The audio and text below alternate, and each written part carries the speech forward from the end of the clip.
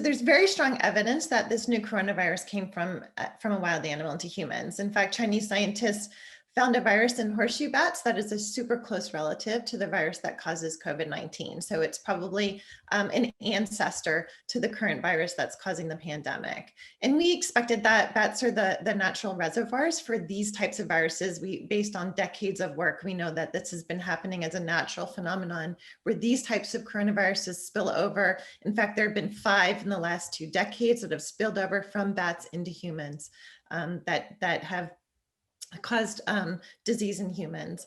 And of course, we all know that the outbreak was first recognized in Wuhan. There are some exceptionally talented scientists there who had the tools and the skills to identify the new virus. And many of the initial cases that they identified were, of course, linked to a seafood market that also sold live animals. But the early data that was shared pretty early on in the epidemic in February actually indicated that around 4 of the 5 people that were the first patients that were detected with COVID-19 had actually not been to that market.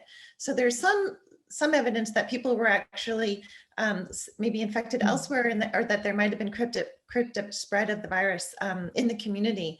And there's good evidence to think that spillover of these types of viruses is occurring in more rural areas and is occurring more commonly than is recognized. And it really takes a huge amount of investigative work to bring an outbreak to its source, to be able to identify the source. And we expect that this kind of work can take years. We have to do extensive testing of archived specimens or older specimens that were saved from people and animals before the outbreak occurred. And we all know that this is incredibly important work. So there's major investigations underway, and people just need, I think, to be patient, because it does take a lot of time to bring all the evidence together.